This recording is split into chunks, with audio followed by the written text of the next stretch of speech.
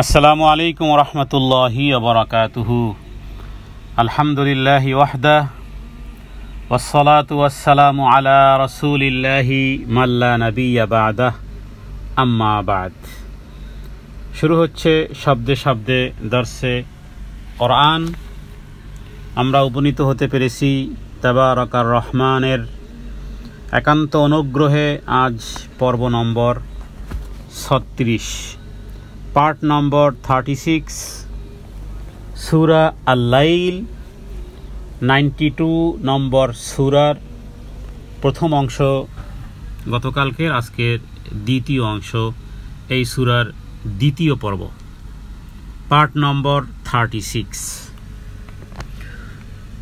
আউযু বিল্লাহি মিনাশ শাইতানির রাজীম।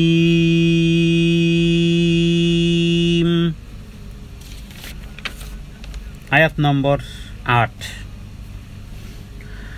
ওয়া আম্মা মান বাখিলা ওয়াস্তাগনা ওয়া আম্মা মান বাখিলা ওয়াস্তাগনা ওয়াস্তাগনা ওয়া আম্মা, ওয়াজিব গুন্না এবং মদের কায়দা টান, ওয়া আম্মা মাম বাখিলা। এখানে মাম নুন সাকিনের পরে বা আসলে সেটা নুন মিম দ্বারা পরিবর্তন হয়। এটা নুন সাকিনের একলব। একলব মানে হলো বদলানো। নুন সাকিনের পরে যদি কখনো একটি মাত্র হরফ, যেটিকে বা অক্ষরটি যদি আসে নুন সাকিন এবং তানবিনের পরে, তখন সেই নুন সাকিন এবং তানবিনকে মিম দ্বারা পরিবর্তন করে পড়তে হয়। এটাকে বলা হয় নুন সাকিনের একলব। মাম বাখিলা ওয়াস্তাগনা, ওয়াও মানে এবং, আম্মা অতঃপর অথবা যে, হ্যাঁ। মাম শব্দের অর্থ হলো আসলে যে বা যিনি। তাহলে ওয়াও মানে এবং, আর আম্মা দ্বারা এখানে বোঝানো হয় যে কোনো একজন বা কোনো ব্যক্তির বা ওই জাতীয় ব্যক্তিদের কথা, যারা যারা বাখিলা কৃপণতা করে। মাম বাখিলা কৃপণতা করে। এরপরে ওয়াও এবং ইস্তাগনা, মাম বাখিলা ওয়াস্তাগনা ওয়াস্তাগনা, ও মানে এবং, আর ইস্তাগনা মানে নিজেকে সে বেপরোয়া ভাবে বা নিজেকে স্বয়ং সম্পূর্ণভাবে কৃপণতা করে। এর দ্বারা কি হয়? বেপরোয়াও হয়। যে কৃপণতা করে সে বেপরোয়া হয়। কৃপণ ব্যক্তিদের চরিত্র আল্লাহ তাআলা কোরআনুল কারীমে বহু জায়গাতে উল্লেখ করেছেন। এখানে বলেছেন বেপরোয়া। বেপরোয়া মানে তাকে ফজিলতের ওয়াজ নসিহত করবেন, সে ফজিলতের ওয়াজ নসিহত শুনবে, আমলও করা শুরু করে দিবে। কিন্তু যদি তাকে বলা হয় যে দিন ধর্মের জন্য কিছু খরচা করো, বাস বেপরোয়া, বেপরোয়া। তো এটাকে কার্পণ্য করা বা এ বিষয়ে অ্যাভয়েড করা, জাম্পিং করা, শুনেও না শোনার ভান করা। যেথায় এবাদত এমনি শারীরিক এবাদত আছে, শারীরিক এবাদত করতে সে প্রস্তুত। কিন্তু যেখানে আর্থিক এবাদত আছে, আর্থিক এবাদত, অর্থের এবাদত হয়, শারীরিক এবাদত হয়, মানসিক এবাদত হয়, অর্থের এবাদত হয়। হজ অর্থের এবাদত, শরীরেরও শারীরিক এবাদত, আর্থিক এবাদত। আল্লাহ রাস্তায় দান সাদাকা করা, আল্লাহ সন্তুষ্টির জন্য ব্যয় করা, এটা আর্থিক এবাদত। কোথাও কমতি রাখেননি আল্লাহ তাআলা, সব জায়গাতে উল্লেখ করেছেন। তাহলে যারা কার্পণ্য করে, তারা এক রকমের বেপরোয়া হয়। আল্লাহ এটাই বলেছেন ওয়াস্তাগনা, এটা মানসিক একটা রোগ। আল্লাহ তাআলা এই সূরার মধ্যে প্রথম থেকে আল্লাহ তাআলা যেইভাবে সাজিয়েছেন, তার মানে এটা কত বড় ভয়াবহতা। আল্লাহ তাআলা রাতের কসম করেছেন, এরপরে দিনের কসম করেছেন, এরপরে নারী এবং পুরুষ তাদেরকে যে তিনি সৃষ্টি করেছেন তার নিজের তিনি কসম করেছেন। এরপরে পৃথিবীতে মানুষ 2-3 শ্রেণীর যে ভাগ হয়ে যায়, 3 শ্রেণীর ভাগ হয়ে যায় মানুষ। আল্লাহ এটাকে বলেছেন যে তোমাদের প্রচেষ্টা বিভিন্ন রকমের হয়, সেই প্রচেষ্টাকে যদি মিনিমাইজ করা হয় তাহলে দেখা যাবে যে এক ধরনের ব্যক্তি আছে যারা সৎ কাজকে সত্য বলে মেনে নেয়, সহজ পথের কথা। এরপর আর এক ব্যক্তি যারা এ থেকে দূরে থাকে। আর এক ব্যক্তি, কিছু ব্যক্তিবর্গ আছে যারা সৎ কাজ মেনে নেয়, সৎকর্ম মেনে নেয়, কিন্তু সৎকর্মের যেখানে কোনো মালি বিষয় আসে সেখানে তারা থমকে দাঁড়ায়। ছাগল এমনি চলতেছে কিন্তু সামনে পানি দেখেছে, বাস এবার খামি দিয়েছে তো খামি দিয়েছে, গলা ছিঁড়ে গেলেও সামনে আর যাবে না। যখনই কোনো এটা রাসূলুল্লাহ সাল্লাল্লাহু আলাইহি ওয়াসাল্লামের সময়কালেও এইভাবে ছিল। নিজেরা কিছু দান করতো না, কেউ যদি বেশি দান করতো বলতো দেখো দেখো মানুষ দেখানো দান করেছে। আবার যদি কেউ কম দান করতো বলতো দেখো এর দানের কী বা উদ্দেশ্য বলো তো। মুখ মোটে বন্ধ হয় না। মুনাফিক এই শ্রেণী, নিজেরাও দান করবে না, কেউ দান করলেও সেখানে তারা মুখ বন্ধ করে না। এত দিচ্ছে মানে দেখানোর জন্য দিচ্ছে। আবার কেউ যদি তার সাধ্য অনুযায়ী কষ্ট জীবনযাপন থেকে সামান্য কিছু দান করে তাহলে আবার সেখানেও কমে, এটা দিয়েই কী বা হবে। তো আল্লাহ তাআলা 3 শ্রেণীর কথা উল্লেখ করেছেন যে ইন্না সায়াকুম লাশাত্তা, এর মধ্যে সবার উপরে ভিআইপি যারা, তাদের কথা আল্লাহ তাআলা এইভাবে করে সাজিয়েছেন যে তারা হলো এমন যে ফাআম্মা মান আতা ওয়াত্তাকা, যখন তাদেরকে আমি যা কিছু দিয়েছি তারা আল্লাহর পথে ধনসম্পদ তারা দান করার ক্ষেত্রে প্রথম সারিতে তারা। কারণ কি? কারণ হলো ওয়াত্তাকা, এই মোহর তাদের উপরে আছে। পরকাল সম্পর্কে যারা বেশি সজাগ তাদের হাতটা লম্বা হয়।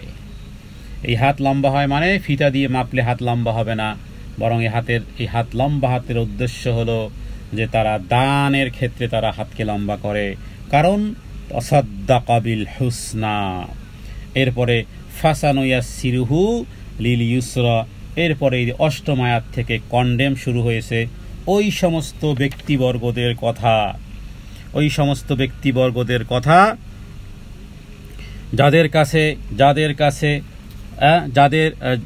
যাদের বিষয়ে আল্লাহ তাআলা বলেছেন যে কৃপণতা তাদের, শুধুমাত্র মানে যে পয়সা শুধু গুনে গুনে রাখা, খরচা না করা নিজের জন্য না নিজের ছেলেমেয়ের জন্য, এটা নয়। কিন্তু এখানে কৃপণতা বলতে বোঝানো হয়েছে, কিছু কৃপণতা আছে ওদের কথা বলারই প্রয়োজনীয়তা, যে নিজেও খায় না, নিজের সন্তান সন্ততি পরিবার পরিজন কেউ কেনা শুধুই জমা করে। ওদের জন্য তো সূরা হুমাযার নসিহতই যথেষ্ট। কিন্তু এখানে তাদের কথা নয়, এখানে তাদের কথা বলা হচ্ছে যে যারা খরচা করে নিজের জন্য করে, সন্তান সন্ততি, ঘর বাড়ি, দালান কোঠা, গাড়ি বাড়ি, আইয়াসিপূর্ণ জীবনযাপন ইত্যাদি জন্য খরচা করে, কিন্তু আল্লাহ তাআলার পথে নেকি এবং কল্যাণমূলক কাজে অর্থ ব্যয় না করা। তো এখানে এই শ্রেণীর কথা বলা হচ্ছে। কৃপণের মধ্যে অনেক শ্রেণী হয়। নিজের আরাম আয়েশ বিলাস বাসনের স্বার্থে নিজের ইচ্ছামতো খুশি আনন্দ বিনোদনে দুহাতে টাকা উড়ায়, কিন্তু কোনো ভালো কাজে, কোনো দিন ধর্মের কাজে, অসহায় গরিবদের জন্য পকেট থেকে একটি পয়সাও বের হয় না। অথবা কখনো যদি বের হয়ও, এখানে আরেকটি সূক্ষ্ম একটা পয়েন্ট, কখনো যদি তারা লক্ষ লক্ষ টাকা কোনো মসজিদে, মাদ্রাসায়, রাস্তাঘাট, পুল নির্মাণ, হসপিটাল, চিকিৎসা খাতে কোথাও যদি তারা দেয়, দেখুন তাহলে এর বিনিময়ে থাকে দুনিয়ার খ্যাতি হওয়া, দুনিয়ায় প্রপারলি তার সম্মান, বিখ্যাত প্রখ্যাত যশ, সম্মান, খ্যাতি, নৈকট্য লাভ, পার্থিব স্বার্থ উদ্ধার ইত্যাদি হরেক রকমের নিছক দুনিয়াবি স্বার্থ কাজের এই নিয়তে লক্ষ লক্ষ টাকা দান করতেছে। হাদি সাহেব মসজিদ বানিয়েছেন, মাদ্রাসা বানিয়েছেন, সামনে নির্বাচনে ভোটটাও তাকে দিয়েন। কোরআনুল কারীম হলো মনের চিকিৎসা করবে সব জায়গা থেকে, একেবারে যত দুর্বলতা আছে কোরআনুল কারীম কথা বলবে। আমরা শুধু তর্জমা করব, আমরা নিজেদের পক্ষ থেকে কিছুই বলতেছি না। এখানে ও আম্মা মাম বাখিলা ওয়াস্তাগনা, কাদের কথা আল্লাহ বলতেছেন? তারা যারা কৃপণতা করে, আল্লাহ থেকে বেপরোয়া হয়ে গেছে, সদ্বৃত্তিকেও তারা তোয়াক্কা করে না, নিজের জন্য চাই 16 আনায় পরিপূর্ণ, কিন্তু নিজের আরাম আয়েশের জন্য থাকলেও কিন্তু দ্বীনি কাজে, আল্লাহর পথে নেকি কল্যাণের কাজে সেখানে তারা ব্যয় করে না। কোথাও যদি ব্যয় হয়েও যায়, লজ্জা শরমে পড়ে হোক অথবা তার বিখ্যাত হওয়া, বিনিময় দুনিয়ার খ্যাতি, দুনিয়ার যশ, শাসকদের নৈকট্য লাভ, পার্লামেন্টে, আমাদের দেশের উদাহরণ দিলেই যথেষ্ট, পার্লামেন্টে কোনোভাবে যদি একটা সিট পাওয়া যায় তাহলে কয়েক কোটি টাকার একটা ব্যবসায়িক প্ল্যানেট তার উন্মুক্ত হয়ে যায়। কোনোভাবে যদি একটা পার্লামেন্টের সিট নেওয়া যেতে পারে, কয়েক শত কোটি টাকা ইনকামের একটা ওয়ে সৃষ্টি হয়ে যায়। বাস, যদি হাজার লক্ষ বছরও দুনিয়াতে বাঁচি, অভাব অনটন আর হবে না। কিন্তু দুঃখের বিষয়, লক্ষ বছর বাঁচেও না, যা তকদিরে আছে ততটুকুই হয়। 30-35টা 40টা কোম্পানির মালিক, হসপিটালেও জায়গা হয় না। আল্লাহ দেখিয়ে দিয়েছেন, একবার নাজুকভাবে দেখিয়ে দিয়েছেন। কারণ হলো যাদের পেটের ব্যথা হলে, যারা অন্য দেশে যারা পাড়ি জমায়, এদের চিকিৎসাই হয়নি নিজের দেশে। তাহলে এই বাখিলাত, এই জাতীয় বাখিলাত যাদের ভিতরে আছে, এদের জন্য সতর্ক বানিয়ে এই সূরার মধ্যে ও আম্মা মাম বাখিলা ওয়াস্তাগনা, যে আল্লাহর পথে ব্যয় করে না, আল্লাহর আদেশকে সে পরোয়াও করে না। কার্পণ্যটা এমন, নিজেকে স্বয়ং সম্পূর্ণ মনে করার মাধ্যমে নিজ সম্পদ প্রয়োজনীয় খাতে ব্যয় করে না, অথচ দিন ধর্মের কাজে ব্যয় করাটা নিজের জন্যই ছিল। মৃত্যুর সময় সব পৌঁছে যাবে কবরের কাছে, সব রিটার্ন আসবে। যেটা তার সাথে থাকার ছিল সেটা তিনি আর ওখানে নিতে পারেন নাই। তার সম্পদ নিয়ে সে আল্লাহ তাআলার থেকে বেপরোয়া হয়, তার নিকট কোনরূপ অনুগ্রহ কামনা সে করে না। মাল দিয়ে যে আল্লাহর সন্তুষ্টি অর্জন করা যায়, মাল দিয়ে কিনা করা যায়, মাল দিয়ে জান্নাত কামানো যায়, মাল দিয়ে ওমরা করা যায়, মাল দিয়ে হজ করা যায়, মাল দিয়ে এতিমের মাথায় হাত বুলানো যায়, মাল দিয়ে অন্যের পেটের দারিদ্রতা, তাদের দুঃখ কষ্ট, ক্ষুধা পিপাসা ইত্যাদি নিবারণ করা যায়, অন্যের চিকিৎসায় অর্থ ব্যয় করা যায়। সে সবগুলো হলো মালি ইবাদত। কিয়ামত দিন আল্লাহ বলবেন, আমি অসুস্থ ছিলাম, দেখতে আসনি, ক্ষুধার্ত ছিলাম, খাদ্য দাওনি, পিপাসিত ছিলাম, পানিও দাওনি। বান্দা বলবে, আনতা রব্বুল আলামিন, আপনি আবার অসুস্থ কিভাবে হন? আপনার আবার কিভাবে ক্ষুধা লাগে? ইয়া রব্বুল আলামিন, ইয়া রব্বাল আলামিন, কিভাবে আপনার আবার ক্ষুধা লাগে, কিভাবে আপনার আবার চিকিৎসার প্রয়োজন হয়? আল্লাহ তাআলা বলবেন, হাদিসে কুদসি আল্লাহ বলবেন, ওই যে আশেপাশে যারা ছিল ওদের খুদ পিপাসায় তোমার অর্থ যদি দেয়া হতো তাহলে সেটা আমাকেই দেওয়া হতো। গোটা কোরআনুল কারীম, গোটা হাদিস শাস্ত্রে যত ইসলামে যত পেনাল্টি আছে, ভায়োলেশন ইউ হ্যাভ পেনাল্টি। কসম করেছো কাফারা, কসম ভঙ্গ করেছো, আসো 10 জনকে খাওয়াতে হবে। ভুলে রমজান মাসে স্ত্রী সহবাস করেছো, খাওয়াও 60 জনকে। বউকে মা বলেছো, খাওয়াও 60 জনকে। যত ইসলামের পেনাল্টি সব গরিব কেন্দ্রিক। আল্লাহ তাআলা এরা হলো আহলুল ইয়ালুল্লাহ, আল্লাহর পরিবার। আল্লাহ তাআলা পরিবার থেকে মুক্ত, লাম ইয়ালিদ ওয়া লাম ইউলাদ। কিন্তু এখানে তারা কারা? যারা গরিব অসহায়। রাসূলুল্লাহ সাল্লাল্লাহু আলাইহি ওয়াসাল্লাম তাদেরকে নিজেদের মধ্যে শামিল করেছেন। তো এদেরকে দেয়া হলেই দেয়া হয়। তো এই জাতীয় ব্যক্তি, এরপরের ৯ নম্বর আয়াতে এই বিষয়টি এভাবে বলা হয়েছে, ওয়াকাযযাবা বিল হুসনা, ওয়াকাযযাবা ওয়াকাযযাবা ওয়াকাযযাবা, হ্যাঁ, জালের উচ্চারণ, ওয়াকাযযাবা বিল হুসনা,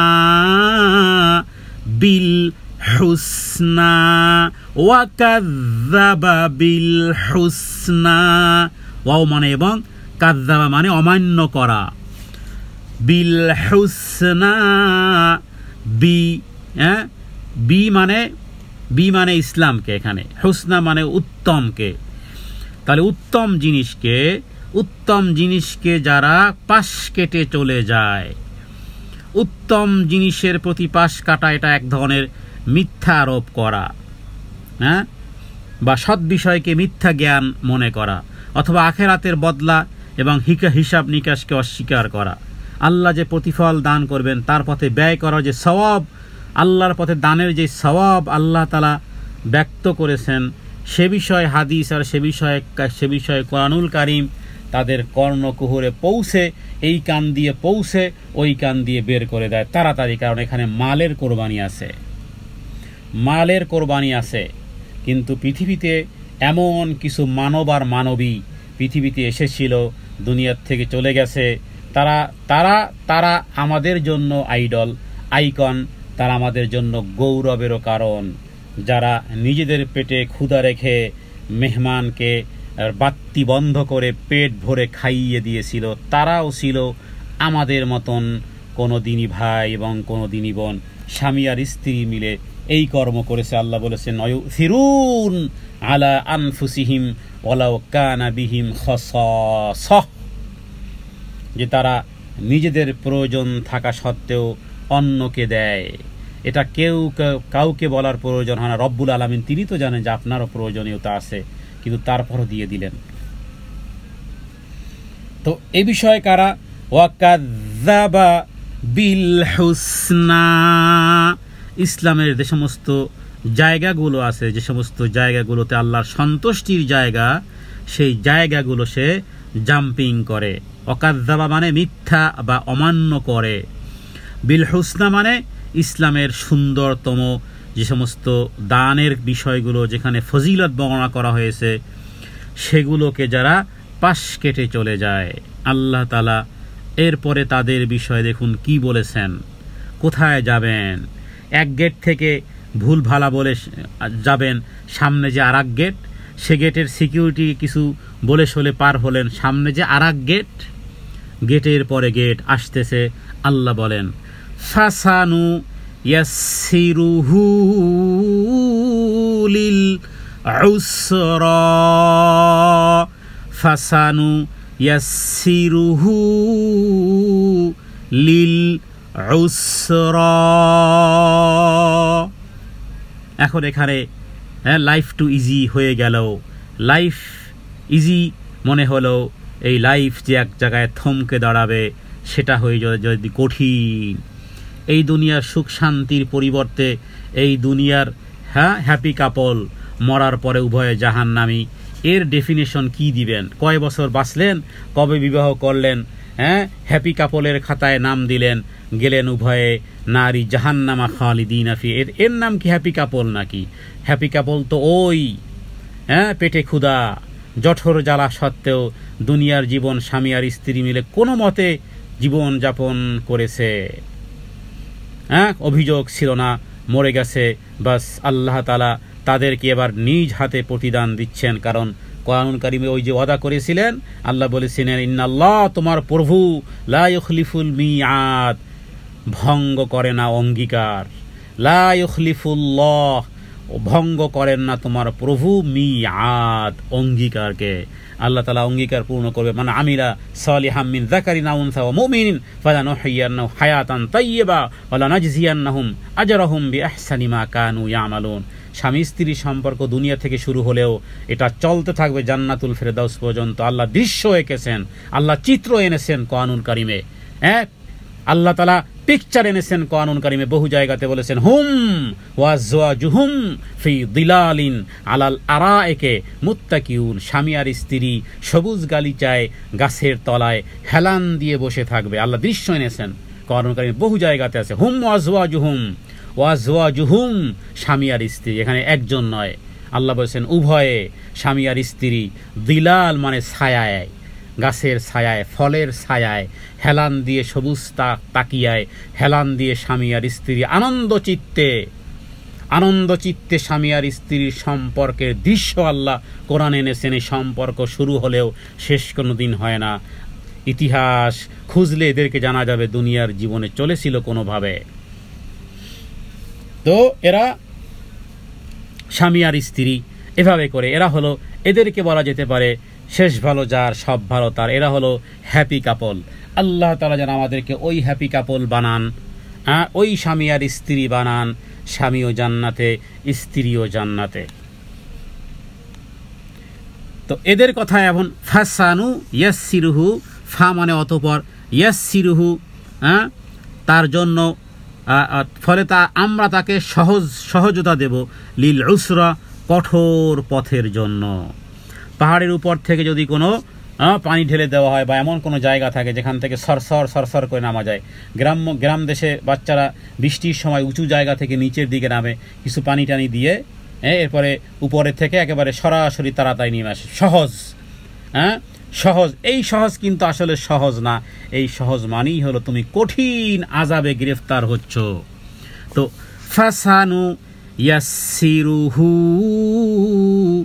লিল উসরা, তার জন্য সুগম করে দেব কঠোর পথ।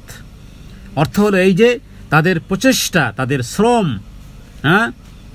তার মানে আল্লাহর পথে দান করা, আল্লাহর তাকওয়া অবলম্বন করা, ঈমানকে সত্য মনে করা। তো যদি করে তাহলে আমি তাদের জন্য সৎ এবং উত্তম কাজের জন্য সহজ করে দিই। পক্ষান্তরে যারা তাদের প্রচেষ্টাকে, শ্রমকে অন্যদিকে ব্যয় করে, তাদের জন্য দুনিয়ার জীবন সহজ হয়, তবে সেটা দুর্ভাগ্যের কারণ হবে। মানে দুর্ভাগ্যের জন্য সহজ হওয়া আর কি।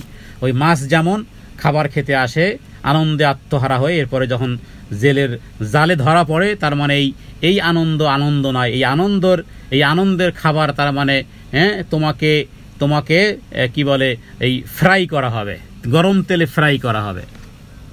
তো এই যেটা সহজতা মনে হচ্ছে, এটা হচ্ছে দুর্ভাগ্যের লক্ষণ। এই সহজতা মূলত তোমাকে দুর্ভাগ্যের দিকে নিয়ে আসবে। তো এই আয়াতগুলো মূলত আসলে তাকদীরের সুস্পষ্ট ব্যাখ্যা। এগুলো মূলত তাকদীরের সুস্পষ্ট ব্যাখ্যা।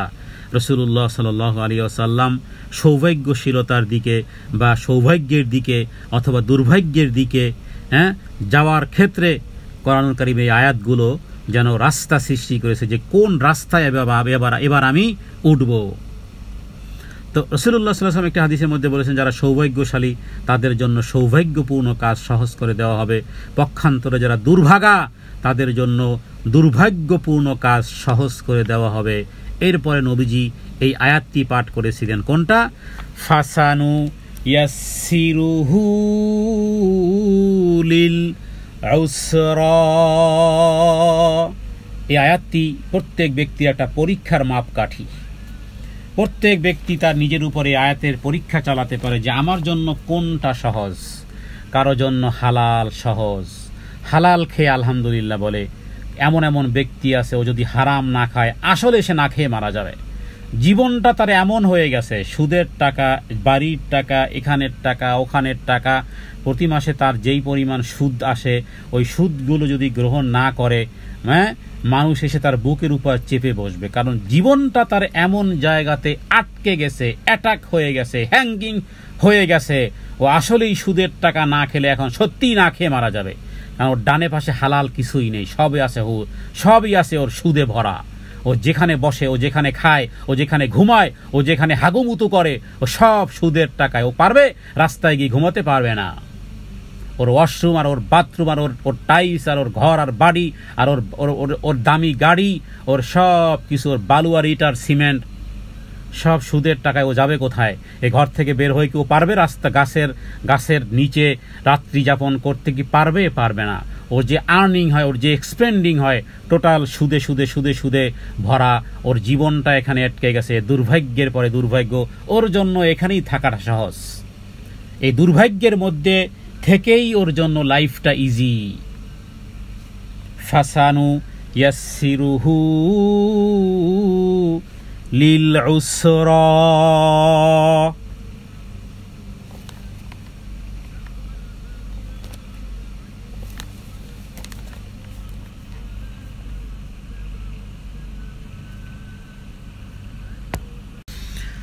ফাসানু ইয়াসসিরুহু লিল উসরা। এখানে এই আয়াতটি রাসূলুল্লাহ সাল্লাল্লাহু আলাইহি ওয়াসাল্লাম যেই প্রসঙ্গে পাঠ করেছেন সেটি আসলে আমাদের একটা পরীক্ষার স্থল। আর সেই ক্ষেত্রে আমরা আল্লাহ তাআলার কাছে দোয়া করতে পারি এভাবে যে, হে আল্লাহ, আপনি আমাদের জন্য হালাল রুটি রুজিকে প্রশস্ত করে দেন। এবং নবীজি এভাবে করে শিখিয়েছেন, আল্লাহুম্মা কফিনি বিহালালিকা আন হারামিকা ওয়া আগনিনি বিফাদলিকা আম্মান সিওয়াক। হে প্রভু, যথেষ্ট করে দেন, ইকফিনি, যথেষ্ট করে দেন আমাদের জন্য, বিহালালিকা, আপনার হালাল রুটি রুজি আমাদের জন্য যথেষ্ট করে দেন। হ্যাঁ, ও আন হারামিকা, এবং হারাম থেকে আমাদেরকে দূরে রাখেন, হারাম থেকে দূরে রাখেন। ও আগনিনি, আর আপনি আমাদেরকে প্রাচুর্যতা দান করেন, বিফাদলিকা, আপনার পক্ষ থেকে, আপনার ফজল ও করমে, হ্যাঁ, আম্মান সিওয়াক, যাতে করে আর কারো কাছে মোকাপেক্ষী না হতে হয়। তো ফাসানু ইয়াসসিরুহু লিল উসরা, এর আগে কিন্তু ছিল ফাসানু ইয়াসসিরুহু লিল ইউসরা। এখানে দেখুন দুটি আয়াতের একটা মাপ আছে। প্রথম আয়াতে যেখানে বলা হয়েছিল যে যারা দান করে, আল্লাহকে ভয় করে, পরকালকে স্বীকার করে, ইসলামের সমস্ত সৌন্দর্যগুলো খুঁজে খুঁজে তালাশ করে সেইভাবে জীবনযাপন করে, আল্লাহ বলেছিলেন ফাসানু ইয়াসসিরুহু লিল ইউসরা, তাদের জন্য আমি সহজ করে দেব, তাদের পথের সুযোগ আর সুবিধা সহজ করে দেব। আর এখানে এরপরে কয়েকটা দুশ্চরিত্রের কথা বলা হলো, হ্যাঁ, কয়েকটা খারাপ চরিত্রের কথা বলা হয়েছে, যে কিছু ব্যক্তিবর্গ আছে যারা এই ক্যাটাগরির মধ্যে থাকবে, হ্যাঁ, কৃপণতা করে এবং অস্তাগনা, বেপরোয়া, যেখানে এক্সপেন্ডেড সেখানে তারা সেটাকে তারা মিথ্যা আরোপ করে অথবা জাম্পিং করে। ওয়াকাযযাবা বিল হুসনা, মানে ইসলামের যাবতীয় খরচার যে সমস্ত খাতগুলো আছে, যেখানে কোথাও কোথাও জীবন চায়, কোথাও কোথাও জান চায়, কোথাও কোথাও মাল চায়, হ্যাঁ, আল্লাহ সন্তুষ্টির জন্য অনেক কিছুই আল্লাহ চায়। তো সে সমস্ত জায়গাগুলো যারা অ্যাভয়েড করে চলে, এরপরে বলেছেন তাদের জন্য আমি সহজ করে দেব। ফাসানু ইয়াসসিরুহু, মানে অচিরেই তাদের জন্য সহজ করে দেব। তবে সামনে কিন্তু শব্দ আর ইউসরা থাকলো না, হয়ে গেল উসরা। দুনিয়ার জীবনে এখানেও তার জন্য ইজি, একজন শুধু খালি রুটি পানি দিয়ে খেয়েও তারটা লাইফটা ইজি, আর একজনে এখানে যাই খেয়েছে সেটাও তার জন্য ইজি, প্রতিদিন সে ভালো খেতে, ভালো খাওয়ার তৌফিক হলেও সেটাও তার ইজি। কিন্তু সামনে আছে এর জন্য ইউসরা, আর ওর জন্য আছে উসরা। ইউসরা মানে সহজ, আর এও তার জীবন ইজি, কিন্তু সামনে আছে উসরা। উসরা মানে জাহান্নাম, উসরা মানে কঠোরতা। আমি তার জন্য কঠিন পথের, মানে অন্যায়, অসত্য, হিংসা, হানাহানি দুনিয়াতে তার জন্য সহজ করে দেব। মিথ্যা ইজি তার জন্য, হ্যাঁ, মানুষ হত্যা করা, পিঁপড়া মারলেও যতটুকু তার কাছে, একজন মানুষের কাছে অনুভূত হয় না যে পিঁপড়াই তো মেরেছি। মানুষ খুন করাটাও, হ্যাঁ, কখনো কখনো অন্যায়, অসত্যতা, অসভ্যতা, বেহায়াপানা, বেলাল্লাপানা, নারীর ইজ্জত লুণ্ঠন করা, অপবাদ দেওয়া, বদনাম করা, পৃথিবীতে যত খারাপই আছে শয়তানের শয়তানি, তার কাছে কিছুই মনে হয় না। নবীজি বলেছেন এরা তো এই রকমের, হ্যাঁ, যে পাপ করার পরে তার সামনে একটা মাছি ঘুরতেছে, মনে হচ্ছে একটা মাছিই তো ঘুরতেছে সামনে, একটা থাপ্পড় দিলে মাছি শেষ, মশা শেষ। কিন্তু মুমিন ব্যক্তি যদি কোনো রকমের একটু অন্যায় করে ফেলে, তার কাছে মনে হয় আমার মাথার উপর একটা পাহাড়, যেই কোনো সময় আমার ওই পাহাড়টা মাথার উপরে পড়তে পারে। এটা হলো সেই ফাসানু ইয়াসসিরুহু লিল উসরা, কারো জন্য আল্লাহ সৎ কাজ উত্তম কাজ দুনিয়াতে সহজ করে দেন, আর কার জন্য অন্যায় কাজ দুনিয়াতে সহজ করে দেন, কারণ সামনে আছে তার জন্য দুর্ভাগ্যতা। অতি অচিরেই আমি তার জন্য সুগম করে দেব জাহান্নামের কঠোর পরিণামের পথ। আমি তার জন্য অপকর্ম করা সহজ করে দেব এবং পুণ্যের কাজ করা তার জন্য কঠিন হয়ে যাবে। তার জন্য দিন ধর্মের কাজ করাটা ওরে বাপরে বাপ এত কঠিন, অনেক কঠিন। নামাজ তার কাছে কঠিন মনে হবে, কিন্তু অন্য ব্যক্তি নামাজ কঠিন মনে হয় না। সময় পার হয়ে গেলে নামাজ না পড়লে শান্তি আসে না, জাকাত না দিতে পারলে কষ্ট দূর হয় না, জাকাত অনাদায় করা পর্যন্ত ধন সম্পদ তার কাছে মনে হয় নাপাক, মনে হচ্ছে অপবিত্রতার মধ্যে আসি। এই যেদিন যে জাকাতটা দিয়ে ফেলতে পারে আল্লাহ শুকরিয়া আদায় করে যে যাক এবার পাক পবিত্র জিনিস নিয়ে এবার আসি। মোট কথা প্রতি পদে পদে আল্লাহর পক্ষ থেকে এইভাবে পথ চলার সুযোগ সুবিধা উভয় ব্যক্তি লাভ করে। ওই ব্যক্তির জন্য জাকাতের অর্থ বের করলে মনে করে আমি আজকের জাকাত বের করলে এত টাকা বের করবো, তাহলে তো ফকির হয়ে যাব। কারণকে বলা হয়েছিল জাকাত দাও, হিসাব করে দেখলো যে মালের 10% এত। মুসা আলাইহিস সালাম বললেন যে এত না দেখে দেখো কি পরিমাণ দেওয়ার পরও আরো কিছু বাকি আছে। তো 1 লক্ষ টাকা যদি 2,500 টাকা আছে, আপনি 2,500 টাকা, 10 লক্ষ টাকায় 2.5 লক্ষ টাকা, এত 1 কোটি টাকায় 2.5 লক্ষ টাকা এত বের করে ফেলবো। আরে তারপর তো তুমি দেখো কি পরিমাণ তোমার কাছে আছে। তো এভাবে করে 2 শ্রেণীর কথা আল্লাহ তাআলা এখানে উল্লেখ করেছেন। সেখান থেকে দিক নির্দেশনা নিতে হবে আসলে আমরা কোন ওয়ে আসি। এরপরে ওয়ামা ইউগনি আনহু মালুহু ইযা তারাদ্দা ওয়ামা ইউগনি আনহু মালুহু ইযা তারাদ্দা ওয়ামা ইউগনি আনহু মালুহু ইযা তারাদ্দা ইযা তারাদ্দা।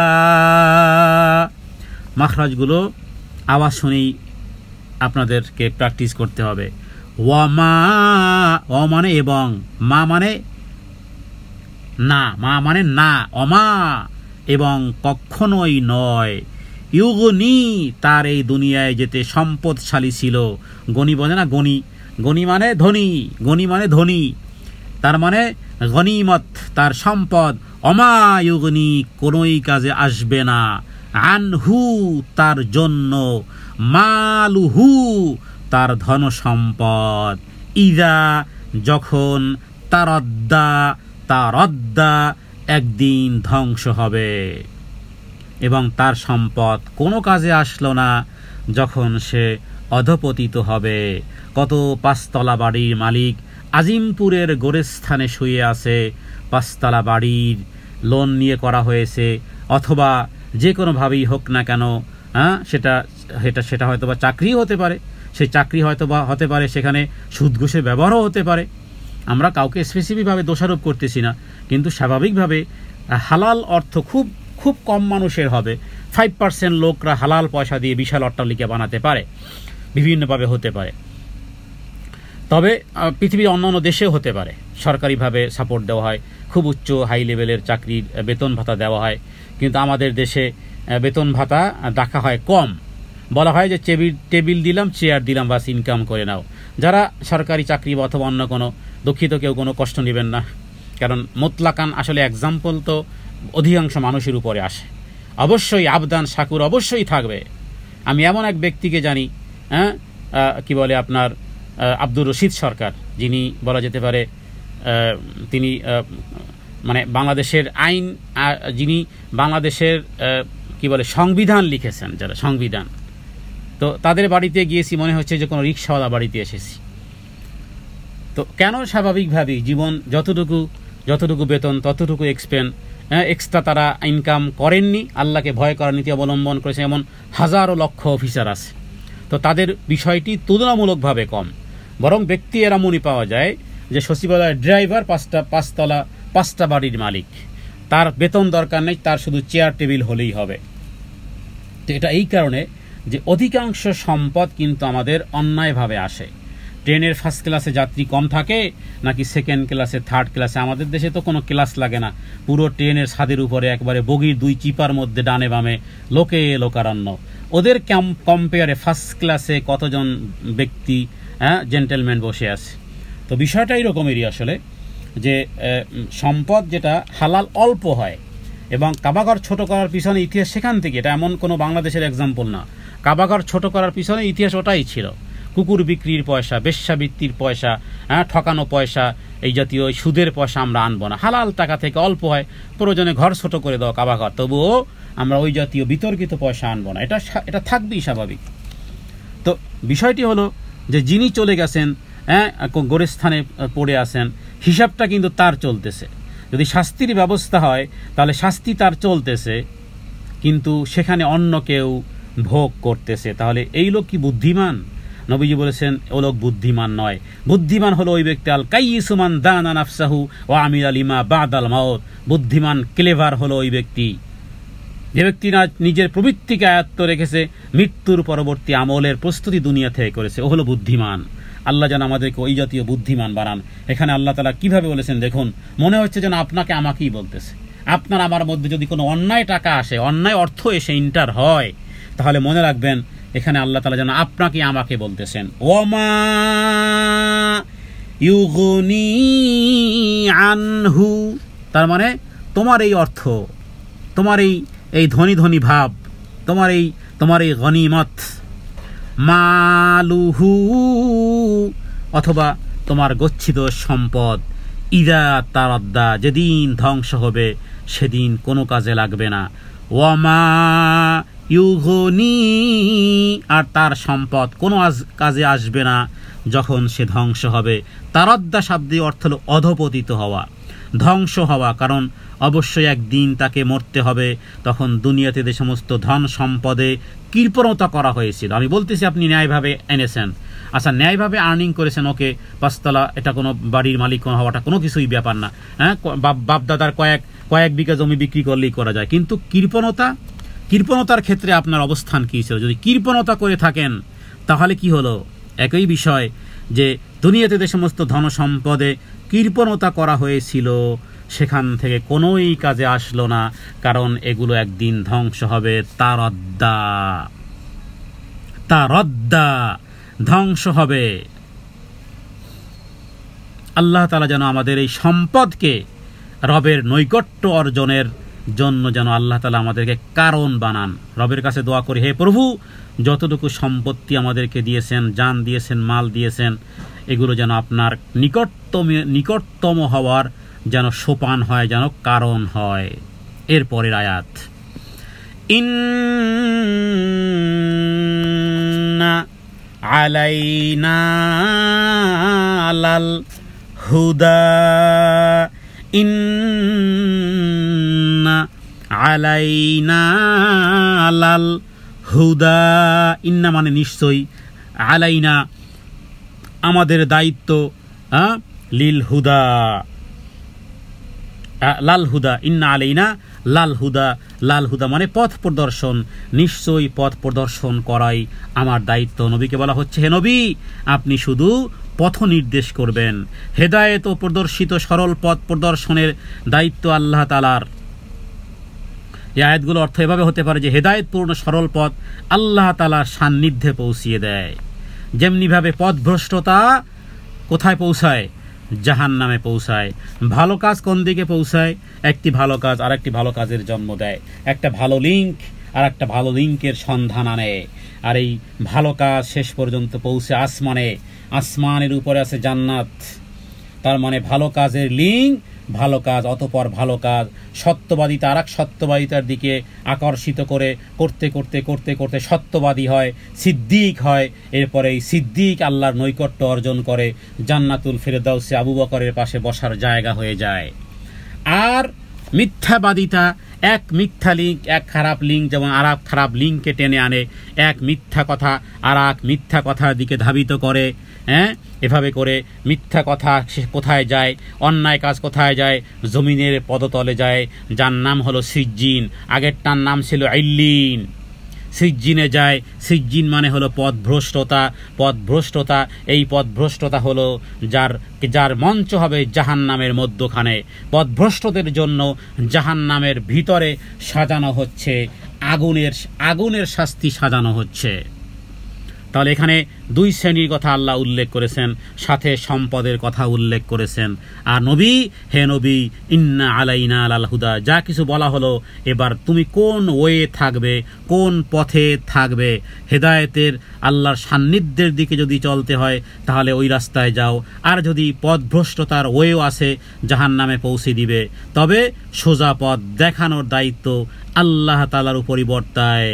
তবে বাঁকা পথও আছে, ভাবার কোনো কারণ নেই, বাঁকা পথ নেই, বাঁকা পথও আছে। সতর্ক থাকতে হবে। নবীর দায়িত্ব হলো হালাল হারাম বলে দেওয়া, ভালো মন্দ বলে দেওয়া, হেদায়েত এবং ভ্রষ্টতাকে বর্ণ করা নবীর দায়িত্ব। নবীজি সেই দায়িত্ব পালন করে গেছেন। কোরআনুল কারিমে আল্লাহ তাআলা নাজিল করে যেন একেবারে চোখে হাত দিয়ে দিয়ে, একেবারে হাত ধরে ধরে যেন আমাদেরকে আল্লাহ তাআলা ঘটনা শুনিয়েছেন। কোথাও জান্নাতের বর্ণনা এনেছেন, কোথাও পরকালে বর্ণনা এনেছেন। কোনটা সঠিক পথ? ওয়াহাদাইনাহুন নাজদাইন। নাজদাইন মানে দুটি ওয়ে আমি সৃষ্টি করেছি, ইম্মা শাকিরান ওয়া ইম্মা কাফুরান। হয় কৃতজ্ঞতা আদায় করবে অথবা অকৃতজ্ঞ হবে, তোমার ইচ্ছা। পরের আয়াত, ওয়া ইন্না লানা লাল আখিরাতা ওয়াল উলা ওয়া ইন্না লানা লাল আখিরাতা ওয়াল উলা। ওয়া মানে এবং, ইন্না মানে নিশ্চয়ই, লানা মানে আমরা মালিক, লানা আমাদের জন্য, লাল আখিরাতি ওয়াল উলা ইহকাল এবং পরকাল, আমি অবশ্যই আমার অধিকারে পরকাল এবং ইহকাল। নবীজি হাদিসে বলেছেন জান্নাত আর জাহান্নাম সে তো তোমার পায়ে জুতা দেওয়ার, যে পায়ে দিয়ে তোমার স্যান্ডেলের ফিতা তোমার কাছে যত কাছাকাছি, এর চেয়ে আরও কাছাকাছি জান্নাত কিংবা জাহান্নাম। শুরু হোক সকাল থেকে, ঘুম থেকে উঠে আপনার পদ্ধতিটা, আপনার দৈনন্দিন জীবনের এই ঘড়িটা, দেহের যে ঘড়িটা টিক টিক টিক টিক করে চলতেছে, সেকেন্ড উঠতেছে, কোন দিকে পা বাড়াচ্ছেন, কিভাবে ফজরটা শুরু করেছেন, আল্লাহর আনুগত্য দিয়ে না কিভাবে শুরু করেছেন। এভাবে করে জান্নাত আর জাহান্নাম যেন শুরু হয়ে গেছে সকাল থেকে সন্ধ্যা পর্যন্ত, এবার শেষ। ঘুমাতে যাচ্ছেন, সারাদিন কর্মফল হিসাব নেওয়ার জন্য আপনি যথেষ্ট। সারাদিনের কর্মপদ্ধতি কি জান্নাতের দিকে আমার কি অগ্রসর হয়েছি নাকি জাহান্নামের দিকে অগ্রসর? তার মানে জান্নাত আর জাহান্নাম সকালে আপনি যে জুতো পায়ে দেন সেই জুতোর স্যান্ডেলের চেয়েও কাছাকাছি। ওয়া ইন্না লানা লাল আখিরাতা ওয়াল উলা, দুনিয়া এবং আখেরাত, মালিক ইহকাল আর পরকালের মালিক। ইহকাল আর পরকালে যে আপনাকে আল্লাহ মালিকানা বানাবেন, সেই মালিকানা আপনার হাতেই, আপনি কোনটা করবেন। ওয়া ইন্না লানা লাল আখিরাতা ওয়াল উলা, দুনিয়া এবং আখেরাত উভয় জাহানের মালিক আল্লাহ তাআলা, কিন্তু উভয় জাহানে আল্লাহ তাআলার পূর্ণ মালিকানা এবং ক্ষমতা প্রতিষ্ঠিত। তিনি যাকে সৎ ইচ্ছা সৎ পথ প্রদর্শন করেন, দুনিয়া আখিরাতে আল্লাহ সাফল্য প্রদান করবেন, আর যাকে তিনি ইচ্ছা সৎ পথ থেকে বঞ্চিত করবেন।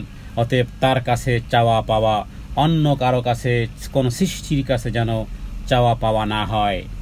তার মানে ইহকাল আর পরকালের কর্তৃত্ব আপনার হাতের মুঠোয়। কি করবেন সেটা আপনি আপনাকেই ডিসাইড করতে হবে। এরপরের 14 নম্বর আয়াত, ফাআনযারতুকুম নারন তালাযযা।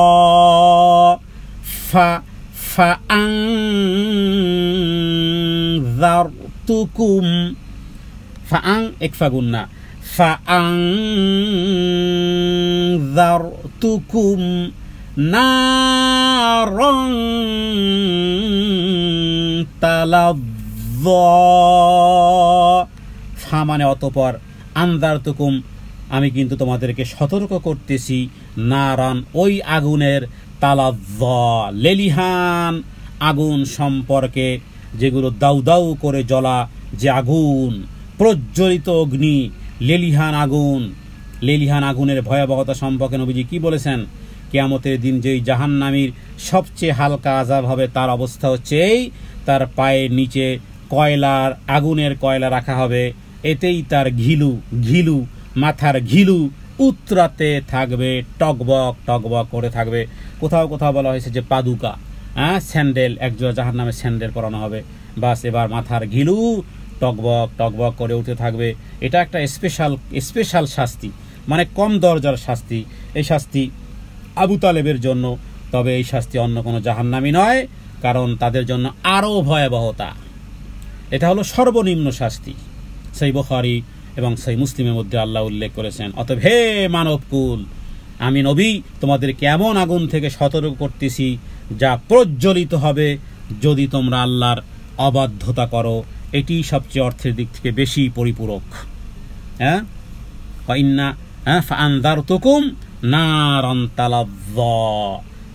আমি তোমাদেরকে সতর্ক করতেছি ওই প্রজ্বলিত আগুন, আল্লাহর অবাধ্যতা হলেই ওখানে হবে তোমার ঠিকানা। এরপরের আয়াত, লা ইয়াসলাহা ইল্লাল আশকা। আল্লাহু আকবার। দেখুন কোরআনুল কারীমের আয়াতগুলো কিভাবে আল্লাহ বলতেছেন এই আয়াতের মধ্যে, যে ওখানে তো যারা হতভাগা তারাই প্রবেশ করবে। দুঃখের বিষয় হলো, কপালে যদি লেখা থাকতো কে হতভাগা, কেউ সৌভাগ্যশীল, তাহলে হয়তো বা দেখা যেত হাদিসের দৃষ্টিতে। কারো তো কপালে লেখা থাকে না, তবে হাদিসগুলো গবেষণা করলে, নির্যাস করলে যেটা বোঝা যায় যে ম্যাক্সিমাম গরিব যারা যদি 5 ওয়াক্ত সালাত আদায় করে, আমার মনে হয় কপালে রিডিংটা দেখা যেত। কারণ নবীজি বলেছেন, আমি জান্নাতেও কি দিয়ে দেখেছি, সেখানে অধিকাংশ হলো আহলুল ফুকারা। আবার অন্য হাদিসে বলা হয়েছে গরিব 500 বৎসর জান্নাতে আগে প্রবেশ করবে। কিন্তু দুঃখের বিষয় হলো যে এখানে কে দুর্ভাগা সেটাও কপালে লেখা নেই, কে সৌভাগ্যশালী সেটাও কপালে লেখা নাই। কিন্তু ইন্টারনালি বোঝা যায় যে সৌভাগ্যশালী তারা যারা, ওই যে একটু আগেই যে আয়াতগুলো পাঠ করা হয়েছে এখানেই চশমা ঘুরালি হয়। কারা সৌভাগ্যশালী? কারা? মানাতা ওয়াত্তাকা ওয়াসাদ্দাকা বিল হুসনা ফাসানুয়াসসিরহু লিল ইউসরা, এরা সৌভাগ্যশালী। দুর্ভাগ্যশালী কারা? পরের আয়াত, আম্মাম বাখিলা ওয়াস্তাগনা ওয়া কাযযাবা বিল হুসনা ফাসানুয়াসসিরহু লিল উসরা। এরপরে ওমা ইউগনি আনহু মালুহু ইযা তারাদ্দা ইন্না আলাইনা লাল হুদা। এরা হলো দুর্ভাগ্য। তো আল্লাহ তাআলা এবার বলতেছেন যে ঠিক আছে, লা ইয়াসলাহা ইল্লাল আশকা, হতভাগা ছাড়া এই জাহান্নামে কেউ প্রবেশ করে না। লা ইয়াসলাহা ইল্লাল আশকা, লা মানে না, ইয়াসলাহা মানে প্রবেশ করবে না। আসলে সালাহ মানে সংযুক্ত হওয়া আর কি, তাওয়াসুল মানে সংযুক্ত হওয়া। তো সেখান থেকে ইয়াসলাহা এতে প্রবেশ করবে না, তবে তারা প্রবেশ করবে, ইল্লা মানে ওরা ব্যতীত, আশকা মানে নিতান্ত হতভাগা, নিতান্ত হতভাগ্য যারা, যাদের পরিচয় একটু আগেই দেওয়া হয়েছে। এদের মধ্যে প্রথম কোয়ালিটি বলা যেতে পারে হতভাগা কারা? এরা হলো যারা জীবনে কৃপণতা করেছে এবং আল্লাহ থেকে বেপরোয়া হয়েছে এবং সদ্বৃত্তিকে মিথ্যা গণ্য করেছে। এরপরে তার সম্পদ তাকে আল্লাহর নিকটতম করতে কিছুই কাজে লাগে না। তার সম্পদ শুধু লেগেছে দুনিয়ায় ভালো ভালো চলার জন্য, দুনিয়ায় একটু আরামায়েশ করার জন্য, ভালো দামি গাড়ি ইত্যাদি তার ট্রাভেলিংয়ের কাজে লেগেছে, কিন্তু সেই ট্রাভেলিং কখনো দিনের জন্য হয় নাই। মানে তার সম্পদটা টোটালটাই লেগেছে দুনিয়ার জীবদ্দশার কিছু এই হাই হ্যালোর মধ্যে, বাস একটু এর মধ্যে। কিন্তু এগুলো কোনো একটা অর্থ তাকে রবের নিকটবর্তী করতে যাদেরকে পারে নাই, এই হলো পৃথিবীতে আশকা, এই হলো হতভাগা, এই হলো হতভাগ্য। যেই আগুনের উত্তপ্ত আগ্রাসন কেবল হতভাগা ছাড়া কেউ ওখানে যাবে না। এরা হলো আশকা। লা ইয়াসলাহা ইল্লাল আশকা।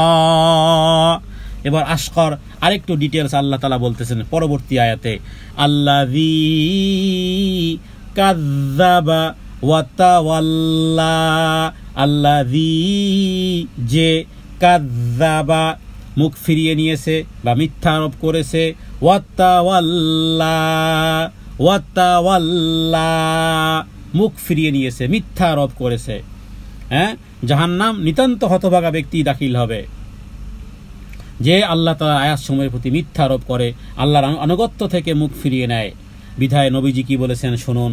নবীজি বলেছেন, রাসূলুল্লাহ সাল্লাল্লাহু আলাইহি সাল্লাম বলেছেন, আমার উম্মতের প্রত্যেক উম্মতে জান্নাতে যাবে, তবে ইল্লা আবা,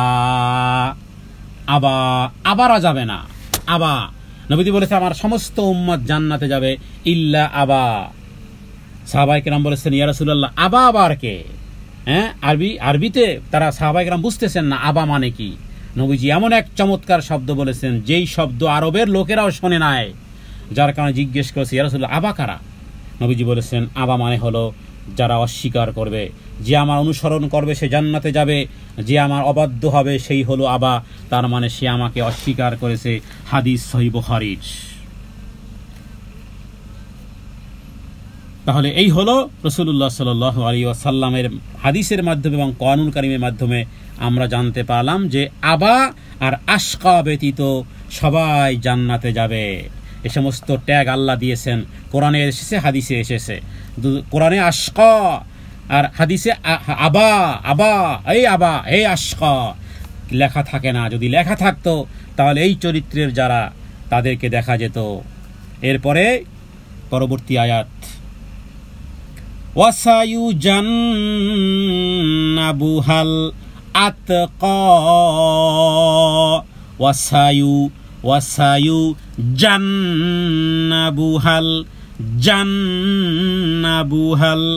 ওয়াসায়ুজান্নাবুহাল আতকা,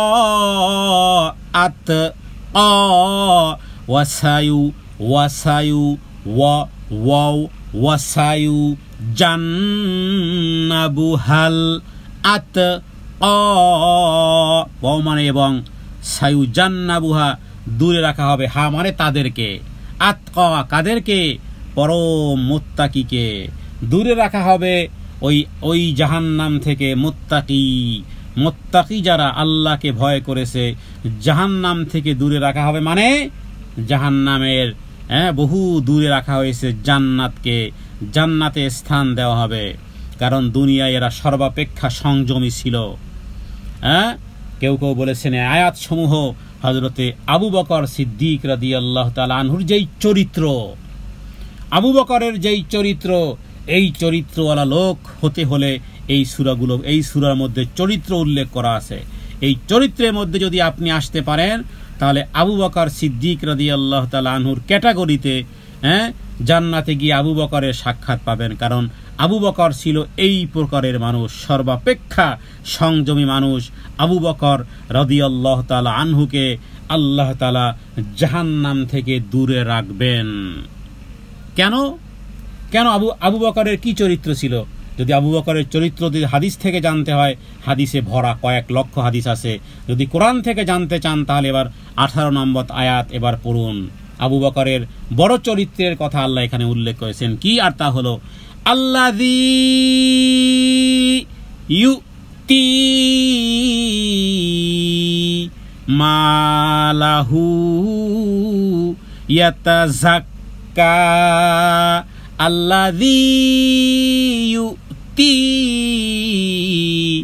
মালাহু ইয়াতাযাক্কা, এল আবু বকরের চরিত্র। মানে আল্লাযী যে, ইউতি প্রদান করে, দিন আর রাত প্রদান করে, মালাহু তার ধন সম্পদকে, ইয়াতাযাক্কা আত্মশুদ্ধির জন্য।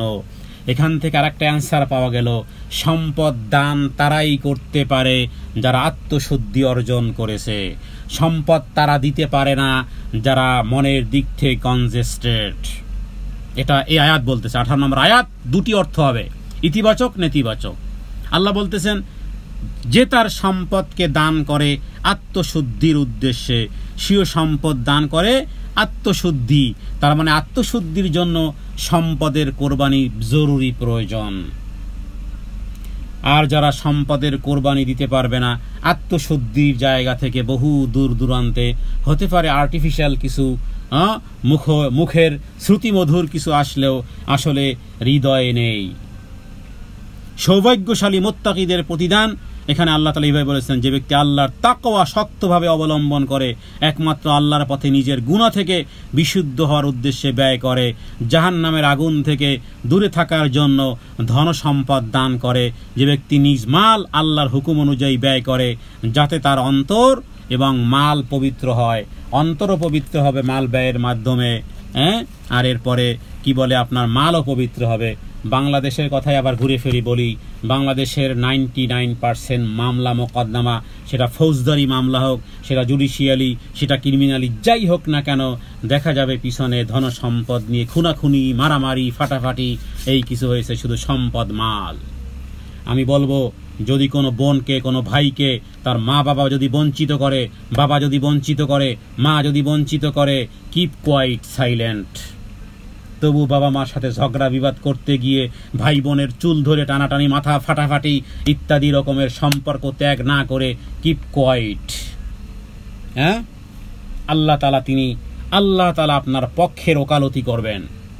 ফাটাফাটি করে কোনোই লাভ হবে না, সম্পর্কও খারাপ হবে।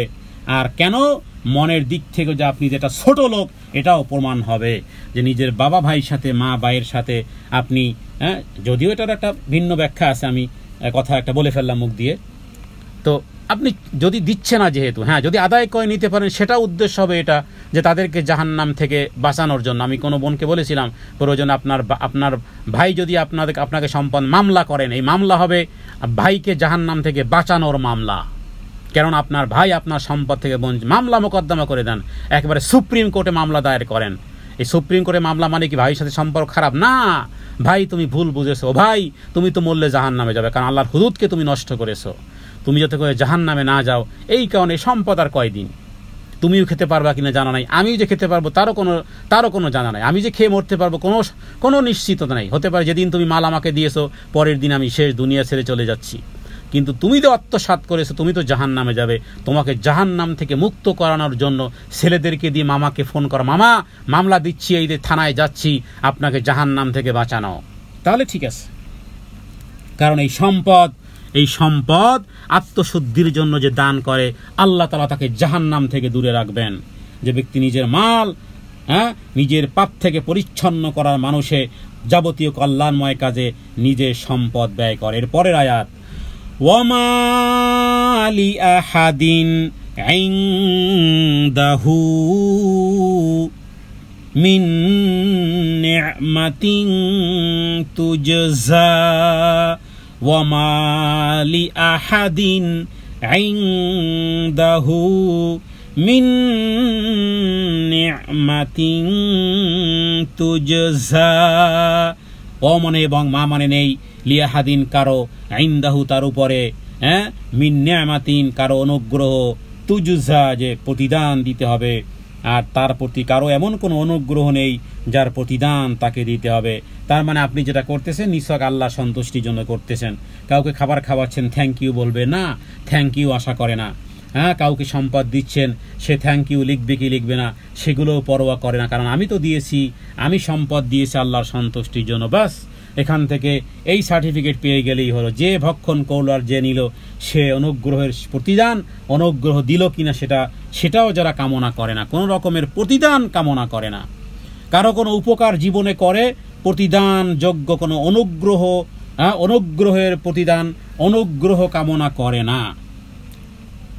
তো এখানে এটা একটা বহুত উচ্চ পর্যায়ে, এত উচ্চ পর্যায়ে এই কারণে বলা হয়েছে, এগুলোর এত মাপকাঠি, এগুলোর মানে অ্যাট দ্য টপের কথাগুলো, যেগুলো হযরত আবু বকর সিদ্দিকের সাথে মানায়।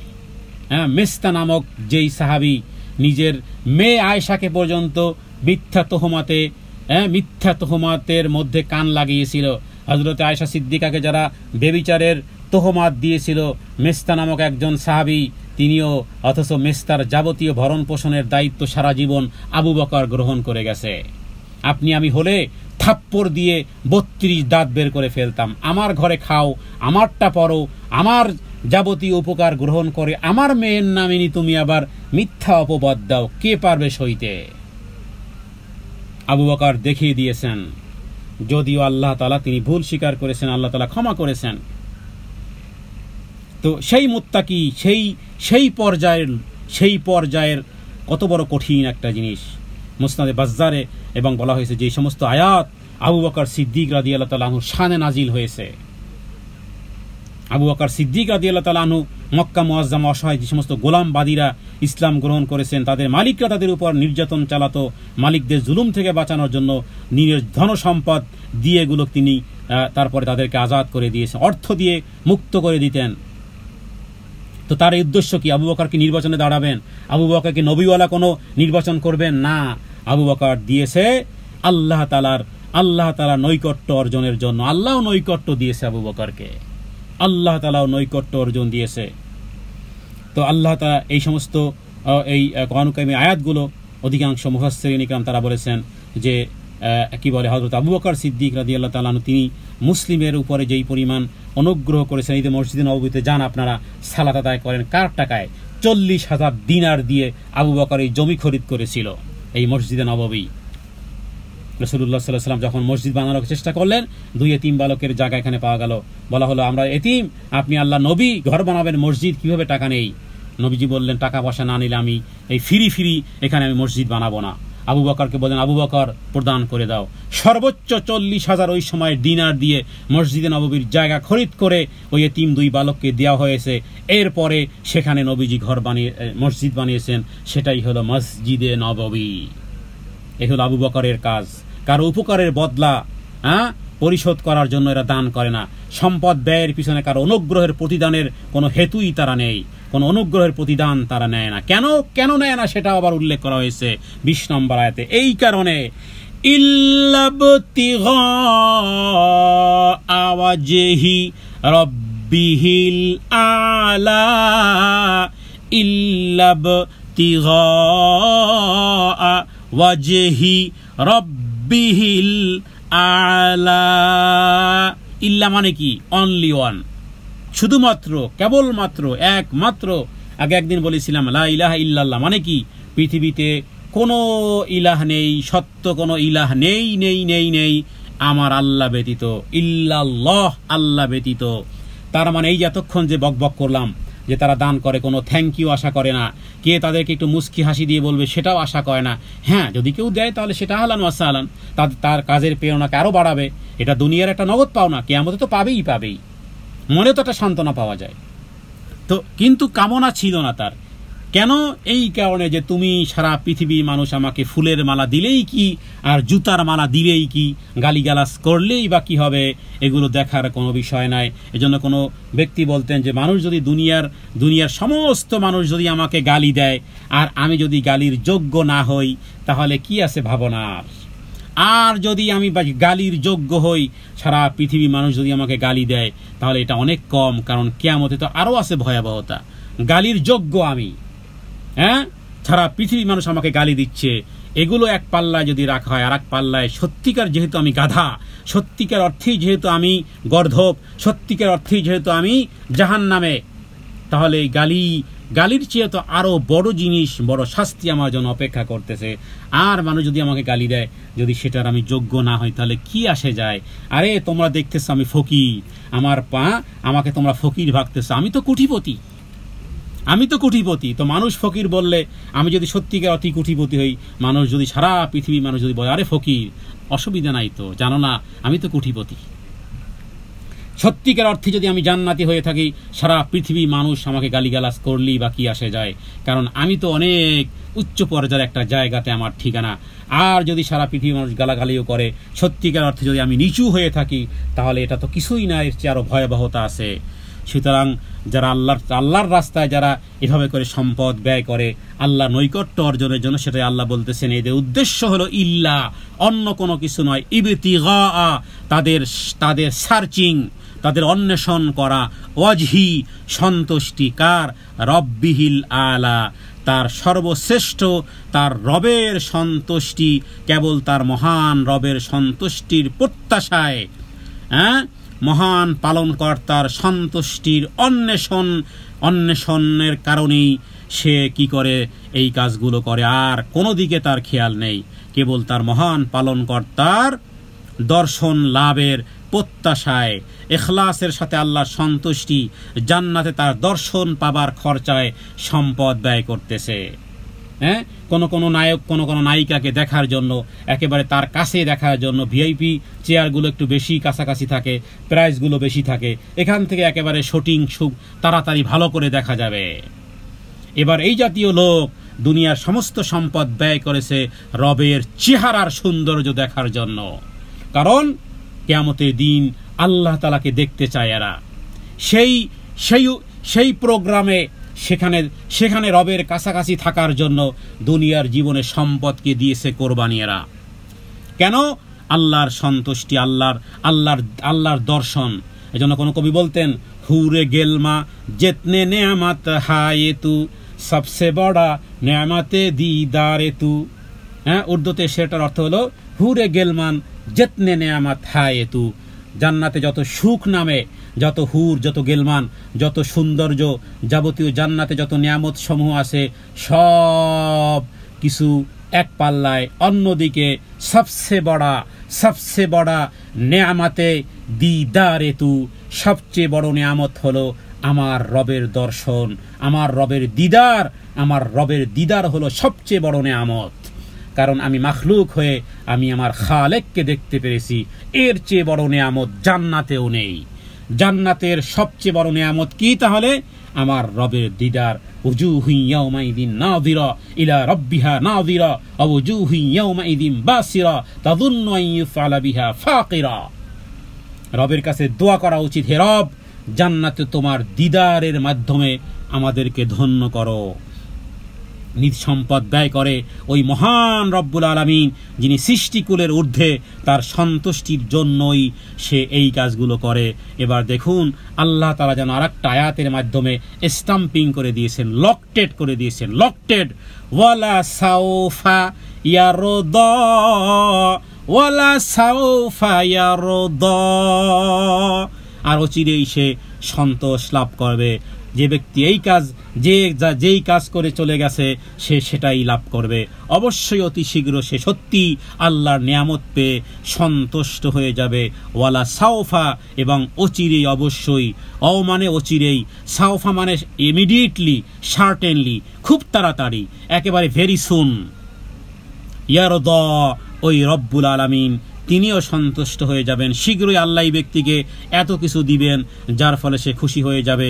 যে ব্যক্তি কেবল আল্লাহর সন্তুষ্টি অর্জনের লক্ষ্যেই দুনিয়াতে তার ধন সম্পদ ব্যয় করেছে, কষ্ট করেছে, আল্লাহ তাআলাও আখিরাতে তাকে সন্তুষ্ট করবেন, জান্নাতের মহান নিয়ামত তাকে দান করবেন।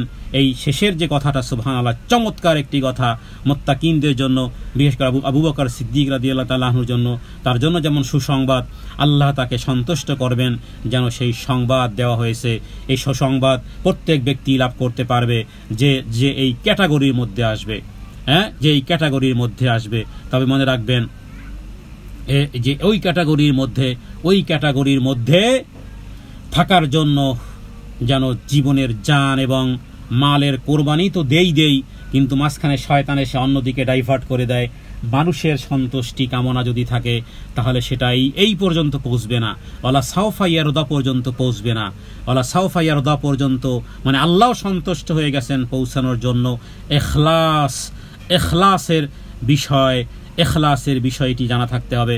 সহিহ বুখারী এবং মুসলিমের একটি হাদিস বলে আজকের আলোচনা শেষ করব। সেটি হলো রাসূলুল্লাহ সাল্লাল্লাহু আলাইহি ওয়াসাল্লাম বলেছেন, যে ব্যক্তি আল্লাহর পথে কোনো কিছু দান করবে, কিয়ামতের দিন আল্লাহ তাআলা জান্নাতের জন্য ডাক দিয়ে বলবেন, হে আল্লাহর বান্দা, এই দিকে আসুন, এই দরজা সবচেয়ে উত্তম। তখন হযরত আবু বকর সিদ্দিক রাদিয়াল্লাহু তাআলা আনহু তিনি বলেন, হে আল্লাহ রাসূল, কোন ব্যক্তিকে কি সকল দরজা থেকে আহ্বান করা হবে? কোন ব্যক্তি কি এমন আছে যাকে জান্নাতের সমস্ত দরজা থেকে ডাকা হবে? নবীজি বললেন, হ্যাঁ, নাম। আর আমি আল্লাহ তাআলার নিকট আশা করি যে হে আবু বকর, তুমিও তাদের দলভুক্ত হয়ে যাবে। অতএব যে ব্যক্তি এই সমস্ত গুণের অধিকারী হবে, আল্লাহ তাআলা তাকে জান্নাতের নিয়ামত দান করবেন, সম্মান দিবেন, মর্যাদা দিবেন। কারণ সে রবের জন্য করেছে, এবার রব তার জন্য করবেন। হ্যাঁ, দুনিয়ায় কারো ব্যক্তির জন্য আপনি যদি করেন, তাহলে সেও যেমন কারো বাড়িতে হাদিয়া পাঠিয়েছেন, সেও আপনার বাড়িতে হাদিয়া পৌঁছায়। এটা তো স্বাভাবিক একটা একেবারে 2 আর 2 যোগের হিসাবের মতন সোজা। রবের জন্য করেছেন, সেই রব কি দিবেন না? সেই রব তিনি যেই গুণে গুণান্বিত, এবং সেই রব্বুল আলামিন সম্মানজনক প্রতিদান এমনভাবে দেবে যে সেও সন্তুষ্ট হয়ে যাবে। রবের কাছে প্রার্থনা করে, হে রব্বুল আলামিন, তুমি যেভাবে সন্তুষ্ট হও সেই আমলগুলো করার তৌফিক আমাদেরকে দান করো। হাদা মিন্নি ওয়াল ইলমু ইনদাল্লাহ, আল্লাহু আ'লামু বিস-সাওয়াব। ওয়া সাল্লাল্লাহু আলা সাইয়্যিদিনা মুহাম্মাদিন নবিয়্যিল উম্মি ওয়া আলিহি ওয়া সাল্লাম। আসসালামু আলাইকুম ওয়া রাহমাতুল্লাহি ওয়া বারাকাতুহু।